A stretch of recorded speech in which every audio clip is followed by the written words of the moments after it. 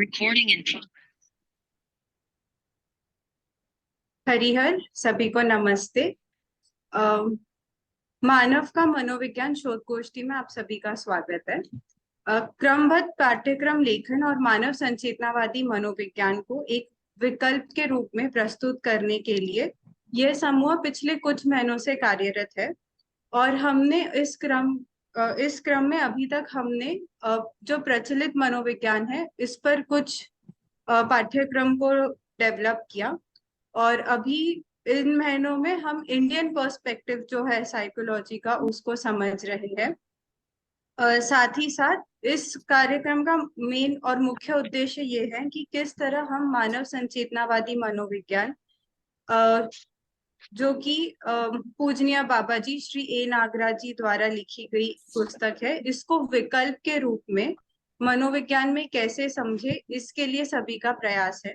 और आने वाले कुछ महीनों में हम इसी को सब मिलकर पढ़ने वाले हैं। मानव संचेतनावादी मनोविज्ञान इस पुस्तक को कैसे पढ़ा जाए और इसमें क्या प्रक्रिया फॉलो की जाए, इसको समझने के लिए हम सब आज यहाँ जुड़े हैं। और आज के इस प्रस्तुति में हमारे साथ मुख्य वक्ता के रूप में साधन भैया जी हैं। साधन भैया जी का बहुत बहुत स्वागत। और भैया आज हमारे साथ जुड़े इसके लिए उनका बहुत बहुत धन्यवाद और कृतज्ञता। भैया का ऐसे तो इंट्रोडक्शन देने की जरूरत नहीं है, सभी भैया को बहुत अच्छे से जानते हैं, बट स्टिल इतना बोलना चाहूंगी कि भैया पिछले 15 वर्षों से दर्शन को जीने में और समझने में समझाने में अभ्यासरत है और कार्यरत है। 85 से बी विपुल कुमार 85। अब आगे अब और समय ना लेते हुए मैं भैया से निवेदन करती हूँ कि भैया अपनी प्रस्तुति रखे और हमें थोड़ा मानव संचेतनावादी मनोविज्ञान इसको कैसे पढ़ा जाए और समझा जाए इस पर थोड़ा सा ध्यान आकर्षण करें और थोड़ा मार्गदर्शन करें।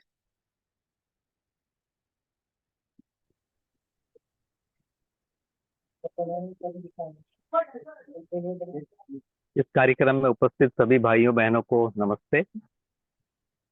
दर्शन के प्रणेता पूज्य बाबा जी को नमन करता हूँ, उनके प्रति कृतज्ञता ज्ञापित करता हूँ।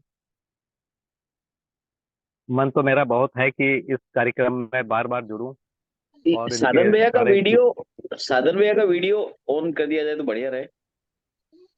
वीडियो होगा तो आवाज भी नहीं सुनाई देगी भैया। अच्छा ठीक है। भैया नमस्ते। भैया थोड़ी आवाज तेज करनी पड़ेगी आपको। आवाज तेज करनी पड़ेगी, ठीक है। अब ठीक है भैया? जी जी। हेलो, आवाज ठीक? जी चाचा एकदम आवाज बिल्कुल सही है भैया जी।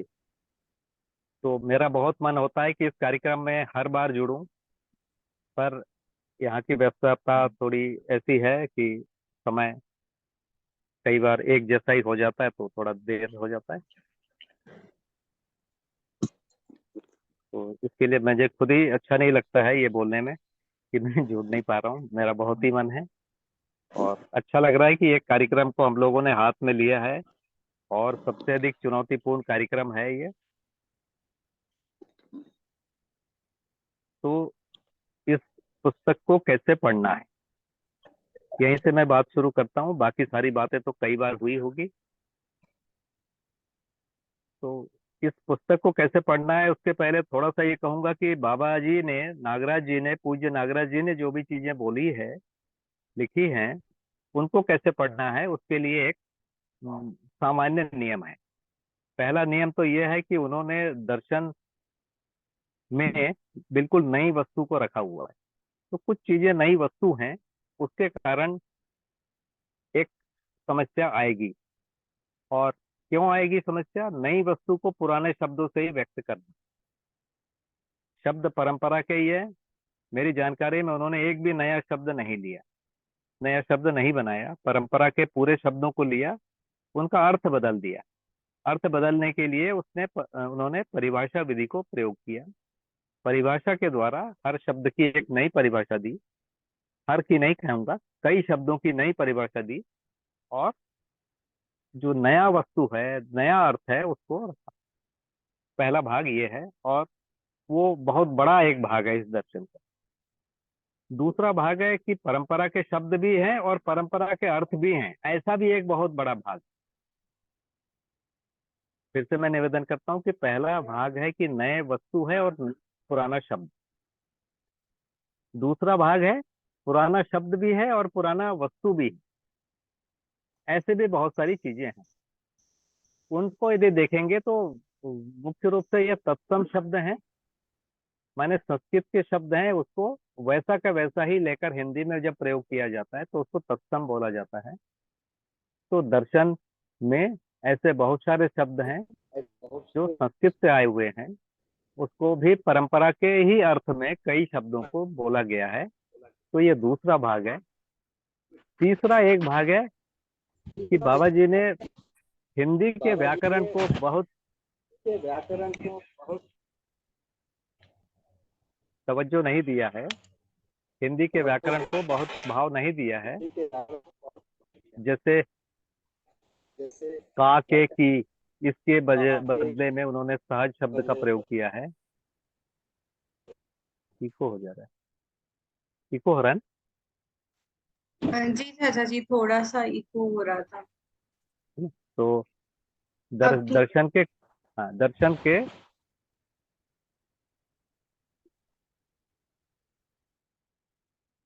तो पहला जो है शब्द परंपरा का ही है लेकिन अर्थ नया है, वो मुख्य रूप से मध्यस्थ दर्शन की नई वस्तु है। दूसरा परंपरा का शब्द है और परंपरा का अर्थ भी है, ऐसे कुछ चीजें हैं। तीसरा हिंदी के व्याकरण को, परंपरागत व्याकरण को कुछ जगह पर नहीं माने हैं, तो उसके जगह कुछ शब्दों को लिखा है। जैसे अपन बोलेंगे का के की, इसकी जगह में सहज जैसा एक शब्द आ गया है, ऐसा कई जगह हुआ है। और इसी का एक भाग कहूंगा, या इसको एक चौथा भाग भी कह सकते हैं, कि हर व्यक्ति की अपनी एक शैली होती है, स्टाइल होता है किसी चीज को लिखने का, तो वो स्टाइल भी है। इन चारों को हमको अलग अलग समझना होगा। कई बार हम लोग स्टाइल को सोच लेते हैं कि कोई वस्तु को बोल रहे हैं, या परंपरा के तत्सम शब्दों को लेकर हम सोचते हैं कि कोई नया ही अर्थ दिया जा रहा है। तो यहाँ भी हम लोग कुछ भूल करते हैं, और खासकर भूल उनसे ज्यादा होती है जिन्होंने परंपरा के, आदर्शवादी परंपरा को बिल्कुल सुना या पढ़ा नहीं है, या बहुत कम सुना या पढ़ा हुआ है। उनसे ये चूक हो जाती है। तो इसको भी हमको ध्यान रखना पड़ेगा। तो आदर्शवादी परंपरा के शब्दों को लिया गया है और आदर्शवादी परंपरा के कुछ अर्थों को भी लेकर बोला जाता है, खासकर जब परंपरा की व्याख्या होती है।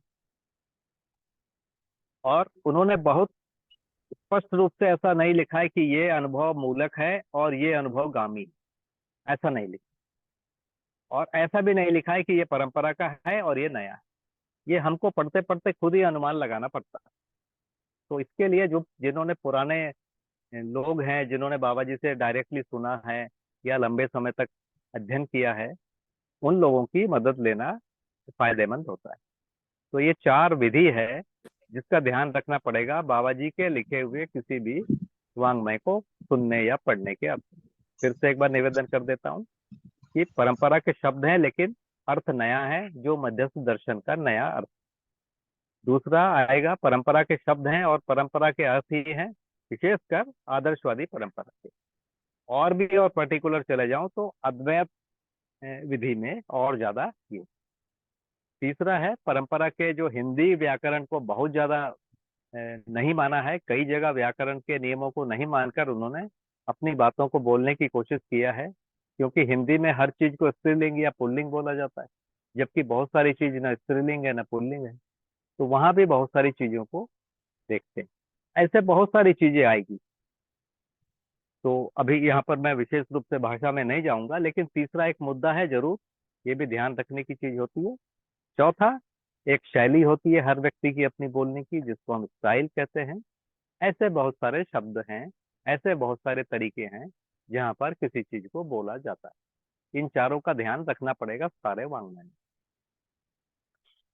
अब मैं पर्टिकुलरली मनोविज्ञान पर आऊंगा, मानव संचेतनावादी मनोविज्ञान में। तो इसको जिस ढंग से लिखा गया है, तो इसमें 5 अध्याय हैं मोटे मोटे। 5वें अध्याय में मन से लेकर आत्मा तक को लिखा गया है। तो 5वें अध्याय में पहला मन मन है, दूसरा वृत्ति है, तीसरा भाग चित्त है, चौथा बुद्धि है और पांचवा आत्मा। ये पांचवा अध्याय। इसके पहले इस दर्शन के आधार पर इस मनोविज्ञान की आवश्यकता क्यों है उसके बारे में कुछ चीजें लिखा है। दर्शन के मूल तत्वों को भी लिखा हुआ है, उसकी थोड़ी सी व्याख्या भी हुआ है और परंपरा की भी थोड़ी सी समीक्षा हुई है, बहुत थोड़ी सी। और इसके बाद आगे बढ़े। परंपरा में, भारतीय परंपरा में मनोविज्ञान नाम का शब्द बहुत प्रचलित नहीं है। दर्शन के हेडिंग में ही मनोविज्ञान को हम पढ़ते रहे हैं। हम माने भारत में आदर्शवादी लोग मनोविज्ञान को दर्शन के हेडिंग में ही पढ़ते थे। तो मनोविज्ञान नाम का कोई अलग से शास्त्र नहीं होता था, दर्शन ही होता था। और दर्शन में मन एक भाग है। और भारतीय दर्शन में चाहे आप कोई भी भारतीय दर्शन लीजिए, उससे मन हमेशा शरीर से भिन्न है। यदि चारवाक जैसे भौतिकवादी दर्शन को छोड़ दें तो जो सनातनियों के जो छठ दर्शन माने जाते हैं और बौद्ध और जैन है, ये 6 और 2 8, ये 8 दर्शन मुक्त रूप से मन को शरीर से भिन्न मानते हैं। और मन को शरीर से भिन्न मानते हैं, लेकिन मन को आत्मा से भी भिन्न मानते हैं। लेकिन अपन पश्चिमी जगत से जो आया हुआ ज्ञान है उसमें जिसको मन या माइंड कहा जाता है, वो माइंड शरीर का पार्ट है, शरीर से ही पैदा हुआ है ना। तो ब्रेन के इम्पल्स हैं या इलेक्ट्रिसिटी के कोई इम्पल्स हैं, ये ब्रेन में पैदा होते हैं। तो परंपरागत भारतीय मन और परंपरागत जो वेस्टर्न माइंड है, दोनों एक जैसा नहीं है, लेकिन दोनों को एक जैसा मान के पढ़ाया जाता है आजकल यूनिवर्सिटी। तो ये परंपरा चल गई है, चलती है। तो ये बार बार हमको तकलीफ देता है। तो हमको हमेशा ध्यान रखने की जरूरत है कि भारत का जो मन है वो हर हाल में शरीर से भिन्न वस्तु है। और मॉडर्न साइंस का जो मन है वो ब्रेन का कोई पार्ट, क्योंकि वो मन की स्वतंत्र सत्ता को या ब्रेन से भिन्न मन की सत्ता को स्वीकारते ही नहीं। तो ये बैकग्राउंड में ये चीज आता है। मध्यस्थ दर्शन का जो मन है, मन, वृत्ति, चित्त, बुद्धि और आत्मा, ये अविभाज्य है।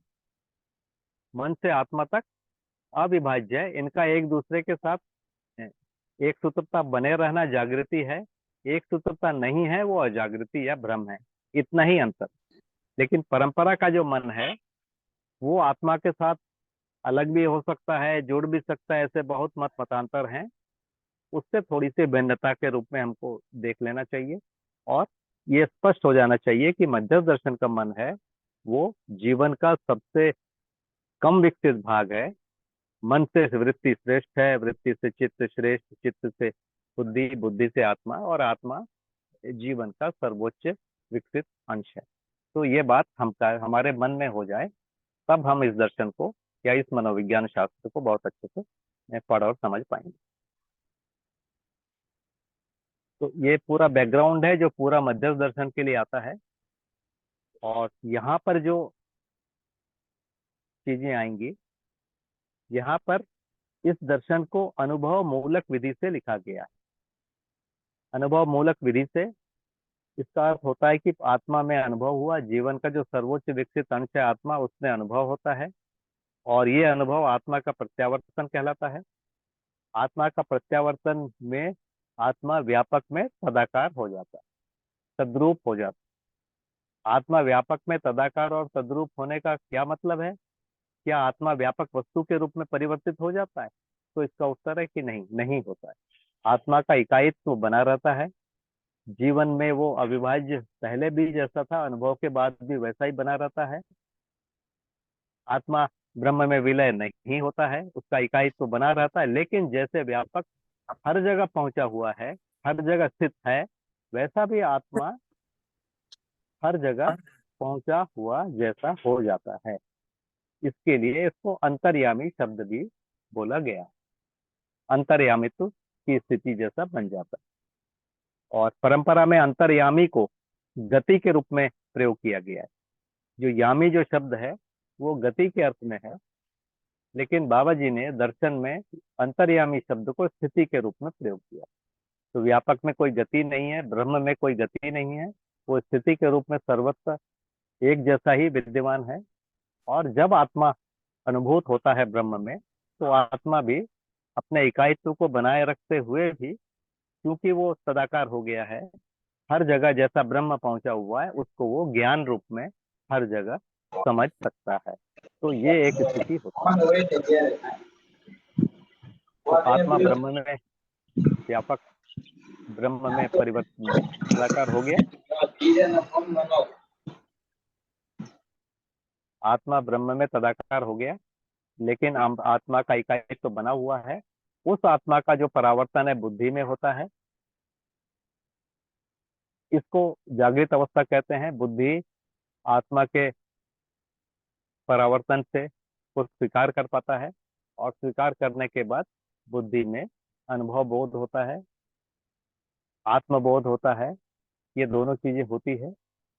और अनुभव बोध और आत्मबोध होने के पहले की एक अनिवार्य कंडीशन है, अनिवार्य स्थिति है कि बुद्धि को अध्ययन बोध होना। तो बुद्धि में यदि अध्ययन बोध नहीं होगा तो किसी भी स्थिति में बुद्धि में आत्मबोध नहीं होगा, या ब्रह्म का बोध नहीं होगा, अनुभव बोध नहीं होगा। तो आत्मा में अनुभव, आत्मा का परावर्तन बुद्धि में होने के कारण बुद्धि में अनुभव बोध और आत्मबोध होता है। और फिर क्रम से बुद्धि का प्रभाव चित्त में आता है, तो चित्त में चिंतन पूर्वक चित्रण होता है। चित्त का प्रभाव फिर वृत्ति में होता है, वृत्ति का प्रभाव फिर मन में होता है। और मन में होने का मतलब है मन शरीर को चला पाता है, मन शरीर को नियंत्रित कर पाता है। तो दर्शन को अनुभव मूलक विधि से लिखा गया है, इस मनोविज्ञान को पूरी तरह अनुभव मूलक विधि से लिखा गया है। तो 1, 2, 3, 4 अध्याय तो वैसे ही पढ़ना चाहिए। 5वां अध्याय का जो थोड़ा सा शुरू का भाग है, मन पहले आने तक, जो 122 आचरण लिखे हुए हैं, मन के, वृत्ति के, चित्त के, बुद्धि के, आत्मा के, इस ढंग से लिखे गए हैं, ये पढ़ सकते हैं हम। इसके बाद मेरी समझ में हमको आत्मा से शुरू करना चाहिए। जो 5वें अध्याय का जो अंतिम भाग है आत्मा, वहां से अनुभव मूलक विधि से समझ बनती है, ज्यादा सरल लगता है। तो पहली बार तो ऐसा ही पढ़ने का मैं निवेदन करूंगा। आत्मा, आत्मा के बाद बुद्धि, बुद्धि के बाद चित्त, चित्त के बाद वृत्ति और वृत्ति के बाद मन। तो आत्मा के बाद जब बुद्धि पढ़ेंगे तो बुद्धि का चौथी क्रिया से पढ़ने की जरूरत नहीं, बुद्धि का 1, 2, 3, 4 ऐसे ही पढ़ा जाए। वैसे चित्त का 1, 2, 3, 4, 5, 6, 7, 8 पढ़ा जाए। वैसे वृत्ति का 1 से 18 पढ़ा जाए। और वैसे ही बुद्धि का, मन का 1 से 64 पढ़ा जाए। तो केवल आत्मा को पहले पढ़ा जाए जैसा चैप्टर को लिखा गया है, फिर बुद्धि को जैसा लिखा गया है वैसा पढ़ा जाए, फिर चित्त को लिखा जाए, फिर वृत्ति को लिखा पढ़ा जाए, फिर आत्मा को पढ़ा जाए, सॉरी मन को पढ़ा जाए। इस विधि से जब हम चलते हैं तो ये हमको ज्यादा बढ़िया से समझ में आता है। तो मुझे इतनी ही बात करना था। तो पहला अध्याय, दूसरा अध्याय, तीसरा अध्याय, चौथा अध्याय पढ़ेंगे। 5वां अध्याय का शुरू के कुछ पेज, 4-6 पेज ही हैं, मन शुरू होने के पहले तक 122 आचरण को पढ़ लेंगे। उसमें भी लिखा गया है कि कुछ चीजों को मिलाकर तुलन कहला रहा है, कुछ चीजों को मिल के विश्लेषण कहते हैं, कुछ चीजों को कह के चित्रण कह रहे हैं, कुछ चीजों को मिला के चिंतन कह रहे हैं, कुछ चीजों को बोध कह रहे हैं, कुछ चीजों को रितंभरा या संकल्प कह रहे हैं। वो उसमें दिखता है, वो जो शुरू के जो 122 आचरण है 5वें अध्याय के शुरू में ही, उसको खोलने पर हमको दिखेगा, वो पढ़ लेना चाहिए। उसके बाद हम उस चैप्टर के अंत में जाकर आत्मा से वापस आए, आत्मा पढ़े, फिर बुद्धि पढ़े, फिर चित्त पढ़े, फिर वृत्ति पढ़े, फिर मन पढ़े। ये विधि है, ये मुझे ज्यादा सरल लगा, क्योंकि अनुभव मूलक विधि है। तो आत्मा का प्रभाव बुद्धि में आता है, बुद्धि का चित्त में आता है, चित्त में, चित्त का प्रभाव वृत्ति में और वृत्ति का मन में। तो अनुभव मूलक लिखा होने से वो हमको यहाँ समझने में थोड़ी शुरुआत में आसानी होती। तो भैया मेरी ओर से इतना ही था जो मुझे समझ में आया है, मैंने अपनी तरफ से व्यक्त कर दिया है। कोई चीज यदि स्पष्ट नहीं हुई है तो आप कह सकते हैं, मैं प्रयास करूंगा। कोई चीज यदि गलत है तो अवश्य मुझे ध्यानाकर्षण कराएं, ताकि मैं उसमें सुधार कर सकूं। जी बिल्कुल ये चाचा जी। किसी के अगर प्रश्न हो तो वैसे ले सकते हैं। अगर कोई प्रश्न पूछना चाहे तो वो अनम्यूट करके प्रश्न पूछ सकते हैं।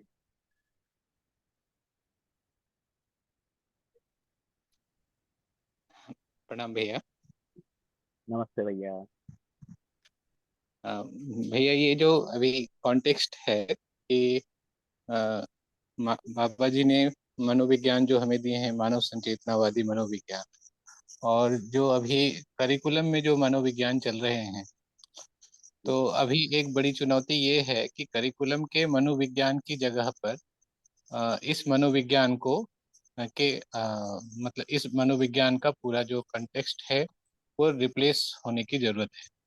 लेकिन जो करिकुलम में जो चल रहा है उसके जो विभाजन है वे अलग अलग तरह से हैं। जैसे चाइल्ड साइकोलॉजी है, तो सोशल साइकोलॉजी है, तो और भी तरह तरह के जो भी साइकोलॉजी के अलग अलग पार्ट्स हैं उस तरह से हैं।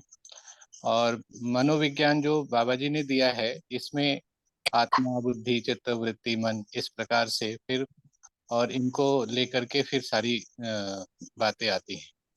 तो यहाँ से वहाँ का जो रिलेशन है उसको कैसे कवर करना है, ये थोड़ा हम देखना चाहते थे। जी भैया, देखिए बाबा जी ने भी मनोविज्ञान में कई जगह कहा है। जैसे लिखा है कि जो एक शिशु जन्म से न्याय का याचक है, सही कार्य व्यवहार करने का इच्छुक है और सत्य वक्ता है। अब इसी को फैलाएंगे तो यही चाइल्ड साइकोलॉजी है ना। दूसरा, अभी जो पढ़ाया जाता है कि लोगों का एक सामान्य सर्वे किया गया है और लोग झूठ बोल रहे हैं, तो उन्होंने पाया कि मनुष्य झूठ बोलता है। लेकिन जो मध्य दर्शन में लिखा गया है कि भ्रमित व्यक्ति भी 51% अच्छा होता है। और कोई भी व्यक्ति यदि कोई गलती करता है तो खुद ही उसको स्वीकारता नहीं है। जैसे किसी ने चोरी किया है, उससे पूछा जाए चोरी किया है तो बोलता है मैंने नहीं किया। किसी ने हत्या किया है, कहता है मैंने नहीं किया। तो उसको खुद ही वो अस्वीकार करता है। क्योंकि अस्वीकार खुद ही कर रहा है और लोग भी अस्वीकार कर रहे हैं। लोग चाहते नहीं है कि ये घटनाएं हो, इसीलिए ये खत्म हो जाएगी एक दिन। इसीलिए कहते हैं कि भ्रम का अस्तित्व नहीं है, दुख का अस्तित्व नहीं है। तो इस प्रकार के बहुत सारे दर्शन में बहुत जगह उसको लिखा भी गया है, उसका वर्णन भी किया गया है भ्रम का। और सही उसके बदले में क्या होगा वो भी लिखा गया है। उसको जब हम अलग अलग फैलाएंगे तो सोशल साइकोलॉजी हो जाएगी, या ओल्ड साइकोलॉजी हो जाएगी, या चाइल्ड साइकोलॉजी, जो भी है उसको अपन उस ढंग से व्याख्या कर सकते हैं। पर उसका कोर भाग पहले आना पड़ेगा, शुद्ध रूप में ये है। अभी जो परंपरा के इसमें एक बहुत बड़ी गलती हुई है, परंपरा का मतलब मॉडर्न परंपरा। मॉडर्न परंपरा में ये वो मानते ही नहीं है, किसी जगह नहीं स्वीकारा गया है कि मनुष्य सच को समझना चाहता है और मनुष्य सत्य को समझ सकता है। ये माना ही नहीं गया कहीं। आप भारतीय परंपरा में जाएंगे तो आप देखेंगे कि उस साफ साफ लिखा हुआ है कि एक मनुष्य को ज्ञान हो सकता है, ये स्वीकारा गया। ये भी स्वीकारा गया है कि हर मनुष्य का लक्ष्य यही है कि ज्ञान हो जाए। और समाधि को परंपरा में ऐसी स्थिति बताया गया है कि वहां पर अज्ञात ज्ञात हो जाता है, अप्राप्त प्राप्त हो जाता है। एक परंपरा में, जिसको पतंजलि योग दर्शन कहते हैं, उस परंपरा में उसको समाधि कह रहे हैं। किसी दूसरी परंपरा में उसको निधिध्यासन कहा गया है। किसी तीसरी परंपरा में कैवल्य कहा गया है। किसी चौथे में निश्रेष अभ्युदय कहा गया है। ऐसा करके अलग अलग परंपराओं में ज्ञान शक्ति का जागरण, ऐसे कई शब्द दिया गया है। लेकिन अंततः एक स्थिति को जरूर स्वीकारा गया है कि एक व्यक्ति ऐसी स्थिति में पहुंच सकता है जहां उसको सत्य समझ में आ जाए। और यहाँ तक भी बोलने की कोशिश किया गया है कि सत्य को आचरण किया जा सकता है, उसी का नाम ऋषि है। ऋषि की परिभाषा में आप जाएंगे तो ये लिखा गया है परंपरा में कि जो सत्य का आचरण करता है वो ऋषि। तो भारतीय परंपरा में लिखा गया, एक कामना की गई, इसको मूल भाव में स्वीकारा गया, लेकिन ये अध्ययन गम्य नहीं थी। मॉडर्न जो साइंस है, मॉडर्न जो मनोविज्ञान है, वो इसको मानता ही नहीं है कि ये मनुष्य को ज्ञान हो सकता है या मनुष्य सही को समझ सकता है। ये मानता ही नहीं। और न मानता नहीं है तो उसको सिखाने की प्रक्रिया भी नहीं लिखी हुई। लेकिन मूल में ये कहता है कि हर मनुष्य को वोटिंग राइट दो। जब मनुष्य सही को समझा ही नहीं है तो वोटिंग राइट कैसे देंगे? हर मानव को समान मानो, ये भी कहता है। तो ये बहुत बड़ा अंतर्द्वंद मॉडर्न मनोविज्ञान में आ गया। भारतीय मनोविज्ञान में मूल रूप में स्वीकृतियां तो हैं, लेकिन वो अध्ययन गम्य नहीं हो पाती।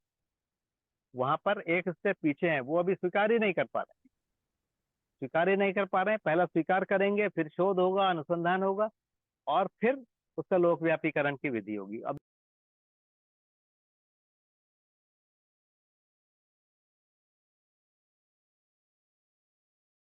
भैया की आवाज चली गई।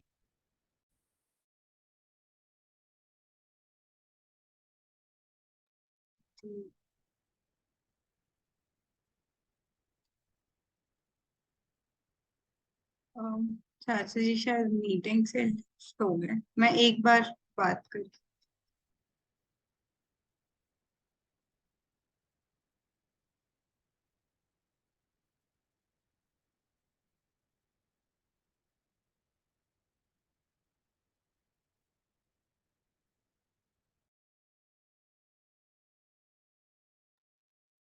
कोई फोन आ गया होगा तो अभी रिज्वाइन कर लेंगे, 1 मिनट वेट कर लेते हाँ, मोबाइल से ही ज्वाइन किया था एक्चुअली। हाँ हैं। नमस्ते। मेरी आवाज आई अब? हाँ जी जी चाचा जी आ रहे चलिए, बीच में शायद आधा मिनट या 1 मिनट नहीं आया। हैं। जी जी। तो मैं फिर से शॉर्ट में कह देता हूँ कि भारतीय परंपराओं में ये कामना तो है, और ये स्वीकार किया गया है कि एक मनुष्य को ज्ञान हो सकता है, एक मनुष्य सब जान सकता है और उसको आचरण में भी ला सकता है। ये कामना है, ये स्वीकार किया गया है, लेकिन ये अध्ययन गम्य नहीं है। एक भाग ये, जो वेस्टर्न जो जगत है, वहां पर ये स्वीकार ही नहीं किया गया है कि एक मनुष्य को ज्ञान हो सकता है, और फिर वो आचरण में कैसे आएगा ये भी नहीं है। तो ये दोनों अंतर है, इन दोनों अंतर को पहले तो पाटना पड़ेगा। मध्यस्थ दर्शन इसको कह रहा है कि एक मनुष्य को ज्ञान हो सकता है, उसको आचरण में भी ला सकता है, उसको शिक्षा परंपरा में भी लाया जा सकता है, ये मध्यस्थ दर्शन कहता है। तो ये दूसरी चीज है। और मध्यस्थ दर्शन में अलग अलग, जैसे मनुष्य जन्म से न्याय का याचक है, सही कार्य व्यवहार करने का इच्छुक है और सत्यवक्ता है, प्रत्येक शिशु में जन्म से ही। तो ये को आधार बना के अपन चाइल्ड साइकोलॉजी को लिखा, ऐसे बहुत सारी चीजें लिखी हुई। तो रमाशंकर भैया के प्रश्न का जी उत्तर भैया। मैंने अपनी तरफ से देने का प्रयास किया है। हाँ भैया भैया। मैं नितिन बोल रहा हूँ मुंबई से। जी भैया। क्योंकि आप ने बाबा जी के साथ इतना लंबा सहवास किया है और आपने भी बहुत गहरी साधना की, तो ये जो 122 क्रियाएं हैं उसको हम अध्ययन के स्वरूप में, मतलब भास आभास प्रतीति अनुभव के लिए जो एक एक वस्तु को समझना है, वस्तु का भास होवे, आभास होवे, उसकी प्रतीति होवे, उसका अनुभव होवे, उसके लिए जो हम प्रयासरत रहते हैं, उसमें अगर आप कुछ और गहराई में समझा सके कि हम पढ़ते समय इसको किस तरह जोड़ें, किस तरह उसका दर्शन करें, किस तरह उसको अ, अपने परसेप्शन में लावे, अगर उसमें आप थोड़ी और गहराई से समझा सके, क्योंकि आपका इतना अनुभव है, आप इतने हमारे से बहुत ज्यादा ज्ञानी हैं, तो आपसे रिक्वेस्ट करता हूँ। जी भैया, अनुभव तो नहीं है, हम्म, न ज्ञानी हूँ। हम्म, हाँ, ये हमारे बात से सही है ज्यादा कि है। मैंने प्रयास किया है। हम्म, और देखिए, भास का मतलब है, जैसे बाबा जी ने मध्यस्थ दर्शन में, अनुभव दर्शन में लिखा है कि अमानव को भी ब्रह्म भासता। तो सही चीज का एक हल्का स्वरूप हमारे सामने आता है, तो ब्रह्म जैसी बड़ी चीज या सर्वोपरि जो श्रेष्ठ चीज है वो भी भास में आ जा रहा है अमानव को भी, उसके लिए कुछ करने की जरूरत नहीं। आभास वो चीज है, वो तर्क में आ जाए, और आभास को बहुत बड़ा एक जगह है दिया गया है मध्य दर्शन में।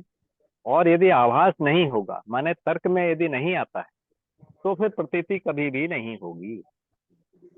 तो आभास करने के लिए तर्क है। आभास माने चित्त और वृत्ति के बीच में होने वाली क्रिया है। तो सही चित्रण होना और सही तर्क बनना, ये दोनों चीजें होना जरूरी है, तभी आभास होगा। नहीं तो पूरा आभास नहीं होगा। पूरा आभास नहीं होगा तो साक्षात्कार कभी भी नहीं होगा, प्रतीति नहीं होगी। प्रतीति नहीं होगा माने आगे अध्ययन बोध भी नहीं होगा और अनुभव भी नहीं होगा। ये साफ साफ।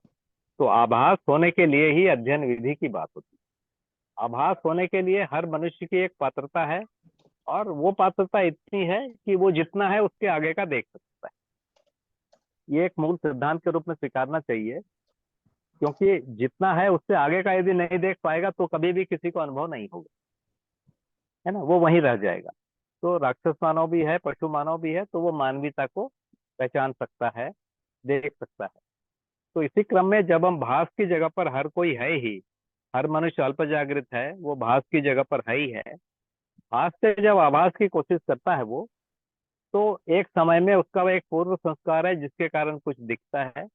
पूर्व संस्कार से और आगे बढ़ने के लिए उसको एक प्रकार का आचरण जीना पड़ता है, और उस प्रकार के जीने के क्रम में हमारे अंदर गुणात्मक विकास होता है, गुणात्मक परिवर्तन होता है, और हमारी पात्रता बढ़ती है।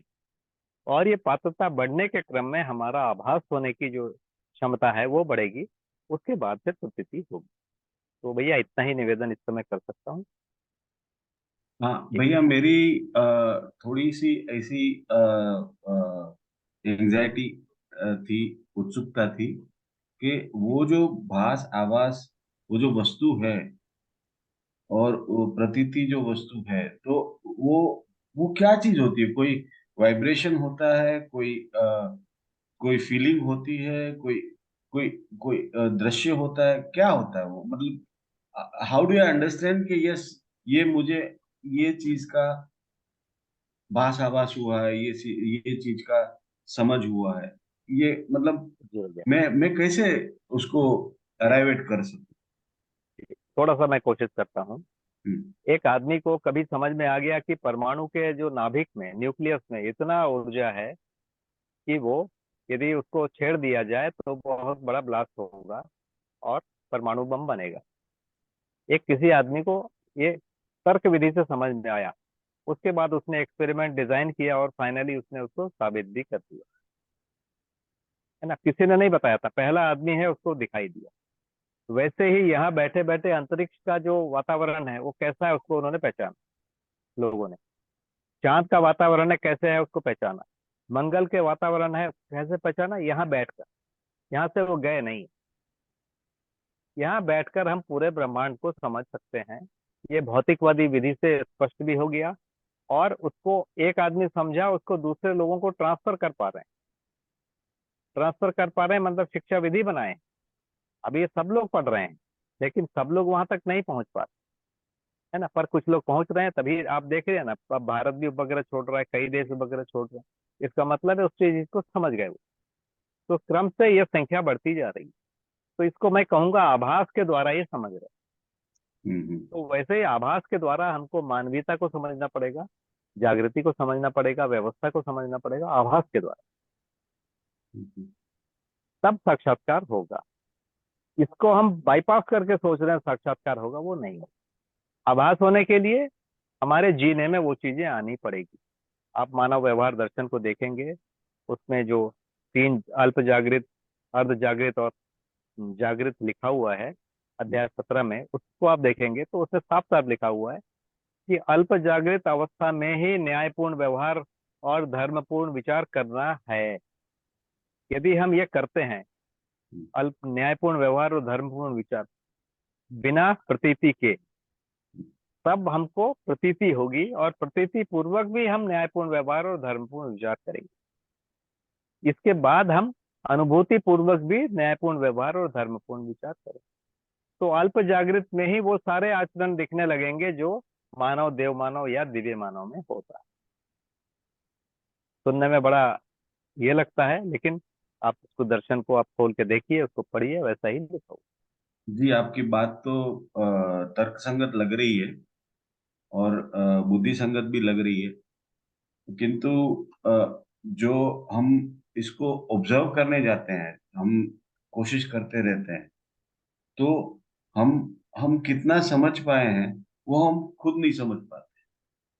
हम वही ना भैया, केवल हमारी एक पात्रता है सबकी, मेरी भी आपकी भी, सबकी एक पात्रता है, उतना हम समझ पाते हैं। वो हम्म पात्रता बढ़ाने के लिए कुछ करना है, ये हम नहीं सोच पा रहे। हम्म वो पात्रता बढ़ाने के लिए जिसको मानवतापूर्ण आचरण बोला गया है, उसका जो पहला भाग है, मानवतापूर्ण आचरण का जो सबसे जो लोवेस्ट भाग हो सकता है, जिसको हम्म अपन सामाजिक नियम कह रहे हैं या मानवीय चरित्र कह रहे हैं, हम्म स्वधन, स्वनारी, स्वपुरुष और दयापूर्णता, इसको करे बिना पात्रता का विकास नहीं होगा। हम्म सोच के पात्रता का विकास नहीं होगा, पढ़ के पात्रता का विकास नहीं होगा। मतलब थोड़ा सा होगा, लेकिन एक समय के बाद हमको वो जीना ही पड़ेगा, नहीं तो वहां तक वो रुक जाएगा। तो कुल मिला के मानवतापूर्ण आचरण को अभ्यास में लाने की कोशिश करनी पड़ेगी। लाने में जाएंगे तो कई बार नहीं होगा, बल्कि ज्यादातर भाग नहीं होगा शुरू में, और उसके साथ धीरे धीरे आगे बढ़ेंगे, उस क्रम में पात्रता बढ़ेगी। पात्रता बढ़ेगी, फिर हमारा आभास पूरा होगा, फिर प्रतीति होगी। बहुत जी बहुत भैया। धन्यवाद भैया। भैया भारत भैया काफी समय से कुछ प्रश्न पूछना चाह रहे हैं। साधन भैया नमस्कार। नमस्ते भैया। भैया मन स्वस्थता को प्रमाणित कैसे करना चाहिए? मन स्वस्थता को प्रमाणित कैसे करें? हाँ, मानवतापूर्ण आचरण के द्वारा। यानी थोड़ा संदर्भ। जैसे कोई मन स्वस्थता है, माने सुख शांति संतोष आनंद है, तो वो स्वधन में जिएगा, स्वनारी स्वपुरुष में जिएगा, दयापूर्ण कार्य में जिएगा। ये जो स्वधन है, ये सार्वभौम सार्वकालिक होगा, सबके लिए जीने योग्य होगा, सबके लिए समझने योग्य होगा। वैसे ही स्वनारी है, स्वपुरुष है, वैसे दयापूर्ण कार्य है। पहला लेवल ये पूरा होगा, ये होने के बाद फिर संबंधों का निर्वाह होगा, इसके बाद तन मन धन का सदुपयोग होगा। तो ये ओके, क्रम है। धन्यवाद भैया। माना। जी भैया।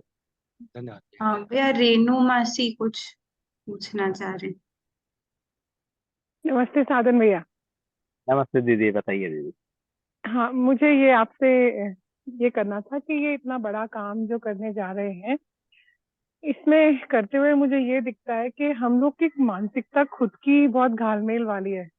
थोड़ा मॉडर्न है, थोड़ा ट्रेडिशन वाला है, और जो दर्शन में प्रपोज किया है उसमें सेम शब्द यूज किए हैं।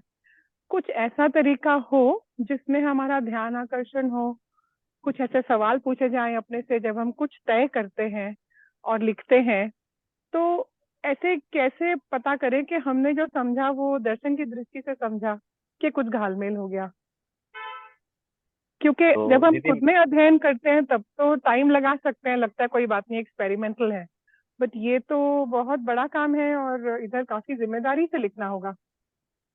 जी दीदी, तो मेरे को लगता है कि ये जो फोरम एक बनाया है योगेश भैया ने या आप सब लोगों ने मिलके, हम्म। जिसमें हम डिस्कशन करते हैं, और हम्म। यही सबसे बढ़िया विधि है कि मैं क्या सोचता हूँ और आप क्या सोचते हैं, इस पर हम बातें करें, उस पर रखें। मेरे अपना पक्ष मैं रखूं, आप अपना पक्ष रखेंगे, और थोड़ा सा खुलापन जरूर रखें कि यदि आपने मेरी बात काट दिया है तो आप मेरे से द्वेष नहीं रखते हैं, ये मेरे को स्वीकारना होगा। वैसे हम्म। ही मैंने यदि आपकी कोई बात काट दिया तो द्वेष नहीं रखता हूँ, ये मान के हमको आगे चलना पड़ेगा। तो जो वैज्ञानिक जगत ने इन्होंने इस बात को कर लिया। हम्म। अभी वैज्ञानिक जगत में कोई रिसर्च पेपर प्रस्तुत किया जाता है, उसको लोग सुनते हैं, उसका निर्मम समीक्षा करते हैं, जी। और है ना, तो हमको भी उस दिशा में जाना पड़ेगा, नहीं तो हम भी रुक जाएंगे। वही विधि है जिसको उन लोगों ने किया है। जी जी। जी। जी, लेकिन कोई ऐसा तरीका नहीं कि कुछ सवाल बने हों, उनको हम पूछें अपने आप से कि ये इधर फिट हो रहा है कि नहीं हो रहा। अगर नहीं हो रहा तो हम लोग इस जगह जा रहे हैं, ऐसा कुछ कि हमको वो मापदंड थोड़ा बनाना चाहिए। बनाना ही चाहिए, और हम सब लोग मिलके बैठते भी हैं, चर्चा भी करते हैं, उसको थोड़ा बढ़ाने की जरूरत है। और जी। उसमें पुस्तक को रख के चर्चा करने की जरूरत होती है। मैं अपना मन का बोलूं, आप अपना मन का बोलें तो नहीं होगा। हमको ये बन जाना है कि ये पुस्तक है, इस पर हम चर्चा करेंगे, और मेरे मत को भी आप सुनिए, आपके मत को भी मैं सुनूंगा, और बाकी लोग एक दूसरे के मत को सुनेंगे, उसमें फिर हम जांचने की कोशिश करें कि क्या कमी है, क्या ठीक है। तो जिसको अपन आभास बोल रहे हैं, वो प्रक्रिया उसी में पूरी होगी। जी जी दीदी। जी भैया, थैंक यू। नमस्ते दीदी। चाचा जी, नरेश काका भी कुछ सवाल पूछना चाह रहे थे। जी भैया।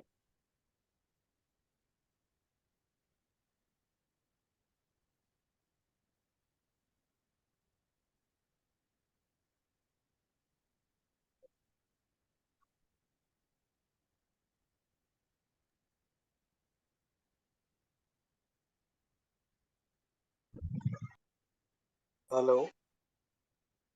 जी काका, आ रही है आपकी आवाज। अच्छा, मेरी आवाज आ रही है अभी?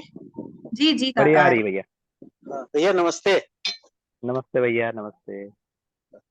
भैया ऐसा है कि इसमें जो है ना, एक ओवरऑल पर्सपेक्टिव तो पढ़ने का आपने रख दिया।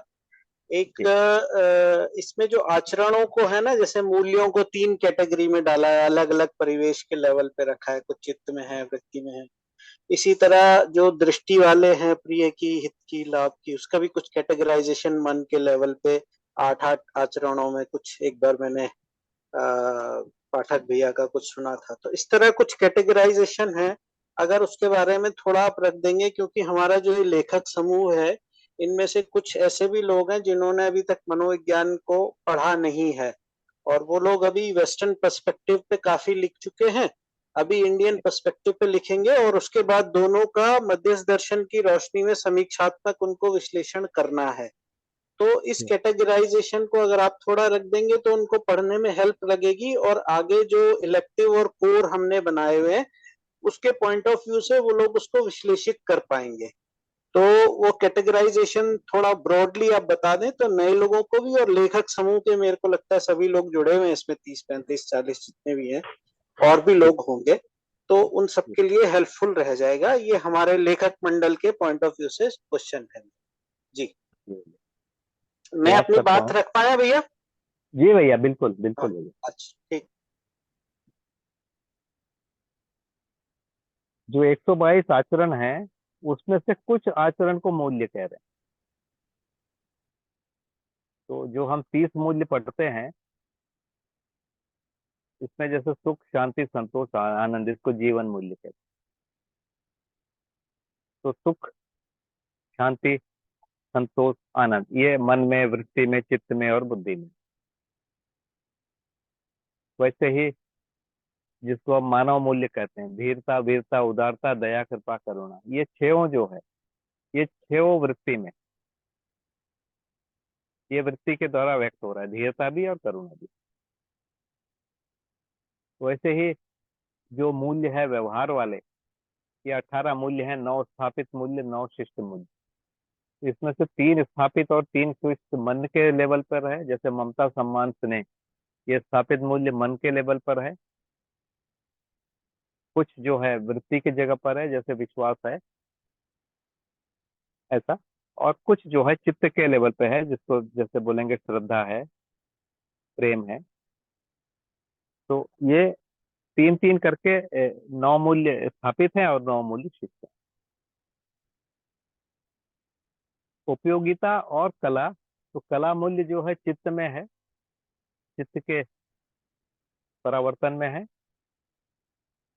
और उपयोगिता मूल्य बहुत अलग से कोई ऐसा लिखा नहीं है, लेकिन जैसे समृद्धि के रूप में देखेंगे, या शोषण या पोषण के रूप में यदि हम देखेंगे चीजों को, तो मन से लेकर जो चित्त तक वो अलग अलग रूप में इस ढंग से लिखा हुआ है। तो इन्हीं 30 में से कुछ, इन्हीं 122 में से कुछ चीजों को छांट लिया है, और उसको मूल्य के नाम से लोगों को बताया जा रहा है। और है तो वो जीवन के ही कोई ना कोई आचरण। तो भैया इतना ही मेरे को अभी समझ में आया है, तो इतनी बात मैंने रख दिया है।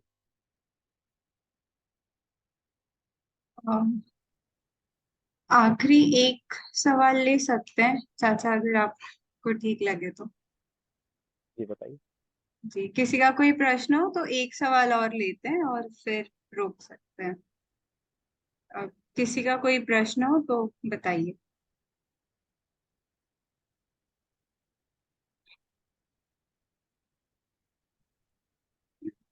जी जी पुष्पेंद्र भैया।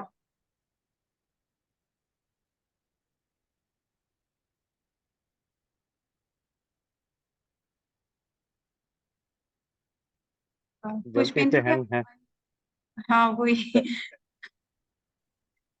गलती से हैंड रेज हो गया। और कोई कुछ प्रश्न पूछना चाहे तो पूछ। हाँ साधन भैया नमस्ते, मैं रंजन बोल रहा हूँ। नमस्ते भैया।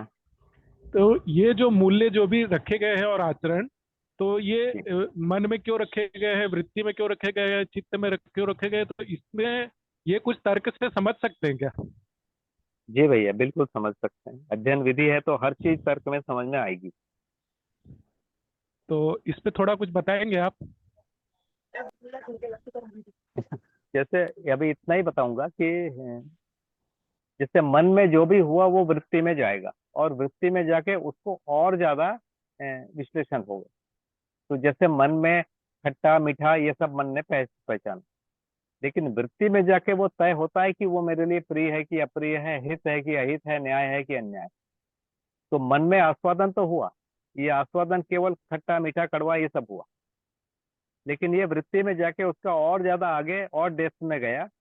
तो हमको ये पता लग सकता है कि पहले अपने को खट्टा मीठा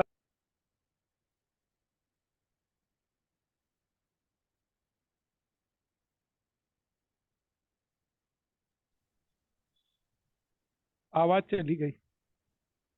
जी भैया 1 मिनट देखते हैं।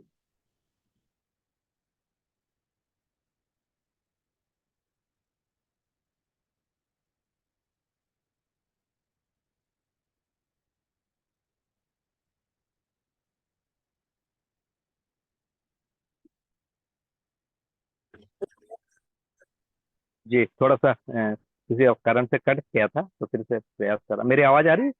जी जी चाचा जी यार। जी। तो जैसे मैंने निवेदन किया कि जो आस्वादन होता है मन में वही वृत्ति में जाता है, और वृत्ति के जो स्रोत है वो मन का ही आस्वादन है, नहीं तो कोई स्रोत है नहीं। वैसे ही वृत्ति और मन में जो होता है वो चित्त में जाता है, चित्त का अलग से कोई स्रोत है ही नहीं। तो इसको हम जांच के देख सकते हैं, और इस प्रक्रिया से हमको स्पष्ट होगा कि कौन सा पहले होता है, कौन सा बाद में होता है और क्यों। तो इतना ही बात है इसमें।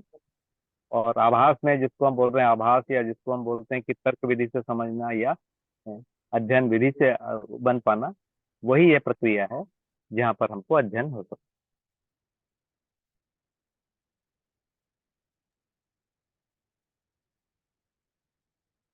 हाँ एक प्रश्न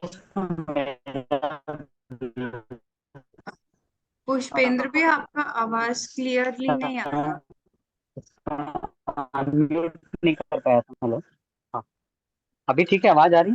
हाँ हाँ अब ठीक है भैया, बढ़िया। हाँ मेरा एक प्रश्न है कि भैया आपने जैसे बताया कि मन हमेशा से भारतीय परंपरा में शरीर से अलग रहा है, और वेस्टर्न में जो उधर से जो आया है जो थॉट है उसमें शरीर का ही भाग रहा है। तो मतलब कोई मन या जीवन जैसे कोई वस्तु शरीर से अलग हो या अलग नहीं हो, इस पर कोई मनोविज्ञान का कोई वो पड़ता है? मतलब इसमें क्या अंतर आता है यदि हम शरीर और जीवन को एक ही मान के मनोविज्ञान की बात करें और दोनों को अलग मान के मनोविज्ञान की बात करें? है। अमरत्व की जो स्वीकृति है जी उसके साथ पूरा एक विचार प्रक्रिया बनता है, उसके बिना एक अलग विचार प्रक्रिया बनेगा। तो मन यदि शरीर का भाग है तो अमरत्व की स्वीकृति तो संभव ही नहीं है। तो एक अलग प्रकार के विचार के धरातल पर ही हम रहेंगे। तो हम्म, इसलिए ये एक बड़ा महत्वपूर्ण भाग है। हम्म। जी, बात पहुंची और मेरी? मनोविज्ञान मनोविज्ञान तो ज्यादातर बिहेवियर की बात करती है, व्यवहार है उसकी। हाँ, पहले मन का अध्ययन था, बाद में धीरे धीरे लोग वहां तक पहुंच गए कि मन का अध्ययन होगा तो माने व्यवहार का ही अध्ययन होगा, व्यवहार के बिना मन दिखेगा नहीं। हम्म तो अच्छा। मॉडर्न परंपरा में मनोविज्ञान का जो डेफिनेशन है व्यवहारों का अध्ययन है, और मध्य हम्म दर्शन में भी व्यवहार के अध्ययन को ही मनोविज्ञान बोला जाता हम्म है। जी।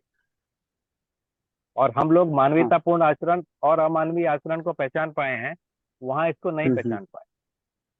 यहाँ सबसे बड़ी हाँ। प्रॉब्लम ये हम्म है ना। वहां जो ज्यादा हम्म भोग कर लिया, जो ज्यादा युद्ध कर लिया, ज्यादा लोगों को मार लिया, वो श्रेष्ठ, ज्यादा लोगों का हम्म शोषण कर लिया, इस रूप में स्वीकृति हम्म बन रही है। यहाँ पर वैसा नहीं। हम्म, तो ठीक है। इसीलिए दोनों के मापदंड ही भिन्न भिन्न हो जाएंगे। शरीर के अमरत्व को, शरीर के नश्वरत्व को और जीवन के अमरत्व को मानना या न मानना, इनके आधार पर ही बहुत बड़ा एक विभाजन होता है। इसीलिए विवेक की परिभाषा ही लिखी हुई है। जीवन का अमरत्व, शरीर का नश्वरत्व और व्यवहार का नियम, तीनों। परंपरा में व्यवहार का नियम नहीं है। आत्मा का अमरत्व, शरीर का नश्वरत्व, केवल दो ही है। यहाँ पर जीवन का अमरत्व, शरीर का नश्वरत्व, ये दोनों है। तो फिर व्यवहार के नियम क्या है? यदि शरीर का नश्वरत्व है और जीवन का अमरत्व है, तो व्यवहार कैसा होगा? यही व्यवहार में प्रमाणित। परंपरा में इसको छोड़ा गया है ना। ये अंतर है बड़ा। और वहां पर शरीर का अमरत्व है ही नहीं, नहीं संभव ही नहीं है। जीवन का अमरत्व होता ही नहीं है, जीवन होता ही नहीं है। और क्योंकि वो जो दबाव है, उसके लिए लोग अमर होने की कोशिश कर रहे हैं। हाँ। तो वो एक अलग तरफ दुनिया जा रही है। तो अभी जो प्रचलित मनोविज्ञान है, वो एक्चुअल में व्यवहार का अध्ययन है कि उनके विचारों का अध्ययन है? नहीं, व्यवहार का ही अध्ययन है। और इन्होंने एक रैंडम सैंपलिंग किया। जैसे 100 लोगों को देखे, 100 में 90 या 95 लोग झूठ बोलते हुए मिले, तो मान लिया कि झूठ बोलना मानवीय एक व्यवहार है ना। सही भी बोलता है, तो ये पाया गया कि मनुष्य झूठ भी बोलता है, सही भी बोलता है। बात यहीं पर खत्म हो गई है ना। तो ये भ्रमित मनुष्य का सर्वे है और उसको पढ़ाने की कोशिश किया जा रहा है। जबकि मध्य दर्शन क्या कह रहा है? जागृत मनुष्य का अध्ययन है और जागृत मनुष्य का पढ़ाई होगी, जागृति का। और भारतीय परंपरा में भी जिसको इन्होंने आप्त पुरुष बोला गया, उसी को पढ़ाने की कोशिश की है। गीता में कृष्ण पूछते हैं, लड़ाई के मैदान में पूछ रहे हैं कि भाई जो चित्त प्रज्ञ होता है वो कैसे बोलता है, कैसे खाता है, कैसे हंसता है। तो इसको बड़ा एक मुद्दा माना, अध्ययन का वस्तु क्या है। तो भारतीय परंपरा में ये तो स्पष्ट है कि कोई आप्त पुरुष होता है जिस पर हमको मन को लगाना है, उस पर समर्पित होना, ये मान के भारतीय परंपरा बुनी गई है, या कोई भी आदर्शवादी परंपरा बुनी गई है। बाकी आदर्शवादी परंपरा में भी वही है। तो ये एक बड़ा अंतर हो जाता है। आप तो पुरुष का अध्ययन करेंगे, मॉडर्न मनोविज्ञान ऐसा कोई मानता ही नहीं कि किसका अध्ययन करेंगे, है ना। वो किसी का भी एक जनरल एक रीडिंग लिया गया, 100 में 90 ऐसे होते हैं, 100 में 10 ऐसे होते हैं, ऐसा करके समझने की कोशिश कर। जी भैया। जी भैया। बहुत ही अच्छी चर्चा हो पाई। आशा है कि सभी के प्रश्नों का उत्तर मिला हो, और अगर किसी के और सवाल हो तो वो लिखकर भेज सकते हैं। हम प्रयास करेंगे कि आगे भी कोई सेशन हम आयोजित कर पाए। मैं अभी आरती दीदी को आमंत्रित करूंगी कि वो एक संक्षिप्त धन्यवाद ज्ञापन रखते हैं। नमस्ते सभी को, साधन चाचा को भी नमस्ते। आज का सेशन हमारे लेखक समूह के लिए और सभी जो पार्टिसिपेंट्स हैं उनके लिए काफी उपयोगी रहा। मेरे साधन चाचा के जो उन्होंने प्रस्तुत किया, उससे एक बात ध्यान में जाती है कि काफी कम शब्दों में बहुत क्लियरली उन्होंने था भाषा को जिस तरह से उन्होंने, तो काफी उपयोगी रहा। और समूह के तरफ से आप सभी को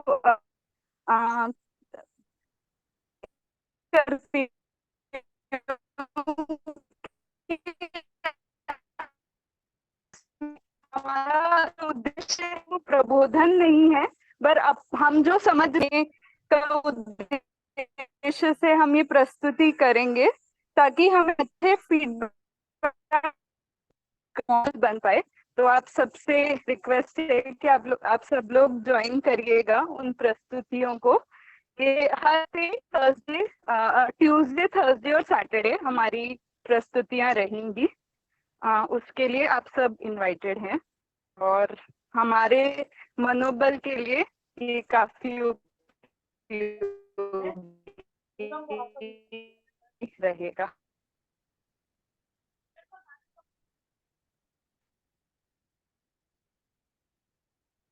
जी, थैंक यू दीदी। साधन भैया को फिर से उनके मार्गदर्शन के लिए बहुत बहुत धन्यवाद और आप सब हमारे साथ जुड़े इसके लिए शुक्रिया। इस वीडियो का बहुत ही जल्द हम लोग YouTube पे कल तक अपलोड कर देंगे। मैंने चैट बॉक्स में चैनल का नाम लिखा है, जिसपे पहले के भी जो भी डिस्कशंस हुए मनोविज्ञान के लेखन के कार्य के बारे में, उसके भी वीडियोस है। साधन चाचा की अगर अनुमति हो तो हम ये सेशन को फिर यहाँ पे ही रोकते हैं। बहुत धन्यवाद कि आप लोगों ने मुझे मौका दिया कुछ बोलने का। इसको बिल्कुल पूरा कर सकते हैं। सभी को नमस्ते। जी, सभी को नमस्ते। Thank you. शुभ रात्रि। नमस्ते सभी को, धन्यवाद। नमस्ते सभी को, धन्यवाद। नमस्कार। सभी को प्रणाम। हरिहर।